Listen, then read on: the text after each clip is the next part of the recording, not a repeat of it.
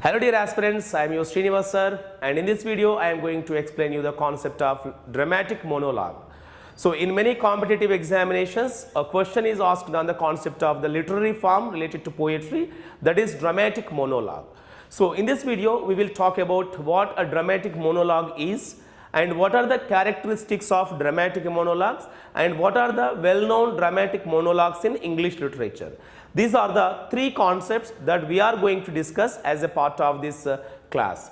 So let us begin with the concept of the dramatic monologue. Dear aspirants, dramatic monologue is a lyric poem. It is a lyric poem. Sonnet is a lyric poem. Elegy is a lyric poem. Ode is a lyric poem. Dramatic monologue is also a lyric poem. But ballad is not at all a lyric poem, remember.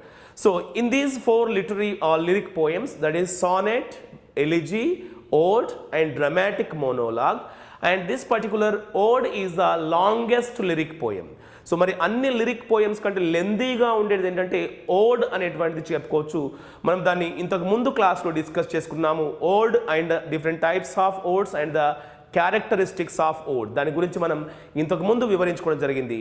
And now we're going to talk about one more lyric poem, that is dramatic monologue. So dramatic monologue, here dramatic is there, but we are calling it as poetry. దీన్ని మనం ఒక poem గా చెప్పుకుంటున్నాము, but the name indicates it is a dramatic monologue.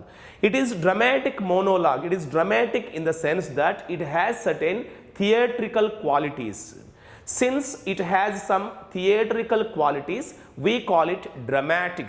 దాన్ని మనం dramatic అని చెప్పుకుంటున్నాము. What theatrical qualities does it have then? మరి ఎలాంటి theatrical qualities ఉన్నాయి అంటే, so it is a poem which is meant to be read to an audience. Usually this poem is read out aloud to an audience. Okay, so one single character, okay, he reads out a poem to a group of people, that is audience. That is the reason we call it dramatic. దాన్ని మనం డ్రమాటిక్గా చెప్పుకుంటున్నాము. And why do we call it monologue? ఎందుకు దీన్ని monologue అని చెప్పుకుంటున్నాము? It is a monologue because these are the words of one solitary speaker with no dialogue coming from any other characters. Only single person speaks on the stage, only solitary. The character alone speaks the words to the audience and no other character speaks in the part of this dramatic monologue. That is the reason we call it monologue. అందుకే దీన్ని monologue అని చెప్పుకుంటాము. So dramatic అంటే దీనికి theatrical qualities ఉన్నాయి. ఒక single character ఆడియన్స్కి పోయంని చదువుతాడు అలౌడ్గా, కాబట్టి దాన్ని మనం డ్రమాటిక్ అని చెప్పుకున్నాము. మోనోలాగ్ ఎందుకంటున్నాము? ఒక సాలిటరీ స్పీకర్, ఒక సింగిల్ స్పీకర్ మాట్లాడతాడు, ఇక్కడ వేరే క్యారెక్టర్స్ ఎవరు కూడా మాట్లాడరు, కాబట్టి మోనోలాగ్ అని చెప్పుకుంటున్నాము. So that is the meaning of the literary form dramatic monologue. This is the basic introduction to the concept of dramatic monologue. It does not come under prose. It is a poem. Remember that one. And here this is a poem which usually implies the speaker is mainly talking to a specific person or a specific persons. The poem appears as if the speaker is speaking to someone else. So ఎవరితోనో మాట్లాడుతున్నట్టుగా మనకి ఇక్కడ poem address చేయబడుతుంది, but no other speaker gives response to this poet and the poet alone speaks out the poem. Okay, so this is one more important point that we need to understand, and this is a kind of psychoanalysis. Okay, analysis గా మనం దీన్ని మనం చెప్పుకోవచ్చు dramatic monologue ని. And these dramatic monologues allow readers to enter into the minds of various characters and see an event from that character's perspective.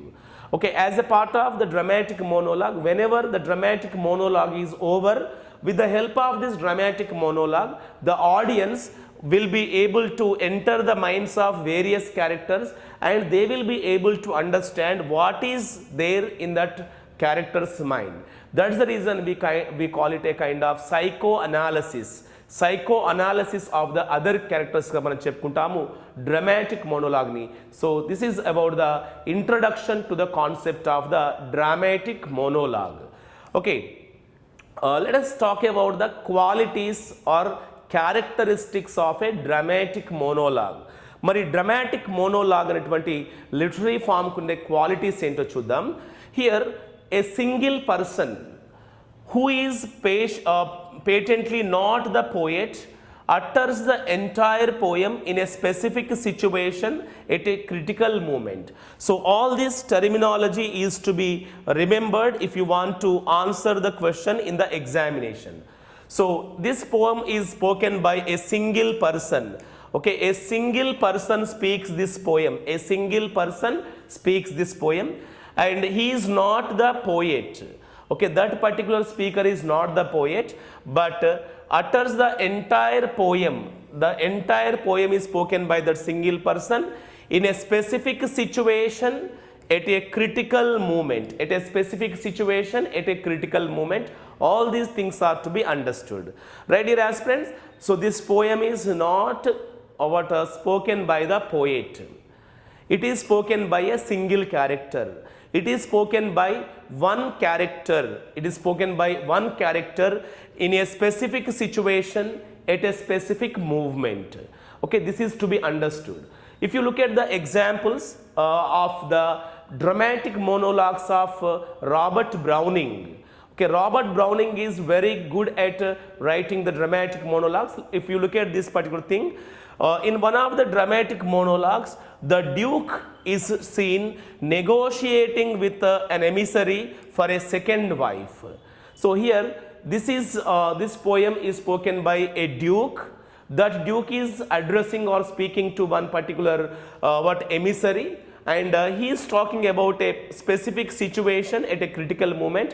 He is negotiating with the emissary for a second wife. So single person. And the entire poem is spoken by them, not the poet, speaking in a critical situation at a critical moment. Okay, that is the example. The bishop lies dying. In one of the other poems, dramatic monologues, we can say the bishop lies in a dramatic monologue at the time of his death. And one more example, Andrea del Sarto, which was another dramatic monologue written by Robert Browning. So here Andrea once more attempts wistfully to believe his wife's lies. Okay, so that is also one of the examples. In all these three examples, the poem is spoken by a single person, and here it was spoken in a specific situation at a critical moment, and the entire poem is spoken by only one particular person. This is one important feature of the dramatic monologue. Hope you all have understood this feature. Let us look at the second quality. This person, the single person, addresses and interacts with one or more other people. Okay, he may interact with one person or more than one person, but those persons will never speak to this character. Okay, ఆ characters మాత్రం మాట్లాడడం ఉండదు ఇక్కడ. But we know of the auditor's presence and what they say and do only from clues in the discourse of the single speaker. మన ఇక్కడ వేరే characters ఉన్నట్టు మనకి ఎలా తెలుస్తుందంటే through the words spoken by this dramatic monologue. ఈ dramatic మోనోలాగ్లో ఉన్నటువంటి words ఆధారంగా మనం అర్థం చేసుకుంటాము one particular character is present before the speaker ముందు ఒక క్యారెక్టర్ ఉంది అనే విషయం మనకి పోయం చదువుతుంటే మనం ఇన్ఫర్ చేయగలుగుతాము, అర్థం చేసుకోగలుగుతాము. So this is the second concept about this particular dramatic monologue. Okay, these are the features. Now let us look at the next concept, that is great dramatic monologues in English literature. English literature loni famous dramatic monologues entante most of the dramatic monologues were experimented and written well by Robert Browning. So Robert Browning is one important poet who popularized and who practiced the dramatic monologues, and these are some of the important dramatic monologues written by Robert Browning. The very first one is Soliloquy of the Spanish Cloister and the Laboratory, The Porphyria's Lover, and then Filippo Lippi, Bishop Bulgram's Apology, Andrea del Sotto, My Lost Duchess. These are the well-known dramatic monologues written by Robert Browning. And then we have Alfred Lord Tennyson's Ulysses. Ulysses is also one of the important dramatic monologues. Okay, and the same model, Robert Tennyson's Ulysses. On this model, other poets also practiced the same model. Okay, Tennyson's Ulysses model ఆధారంగా చేసుకొని even Robert Frost, E.A. Robinson, Ezra Pound, and even Robert Lowell, they practiced the model of Tennyson's Ulysses. Okay, they are also very well known for their dramatic monologues. And T.S. Eliot's The Love Song of J. Alfred Prufrock is also one of the best examples for this dramatic monologue. Okay, this is all about the concept of the dramatic monologue, and as a part of this concept we have learnt what is a dramatic monologue, what are the characteristics of monologues, and what are the important or great dramatic monologues in English literature. So dear aspirants, these dramatic monologues are different from the soliloquy which appears in dramas, and they are also different from the aside, which is a small portion in dramas.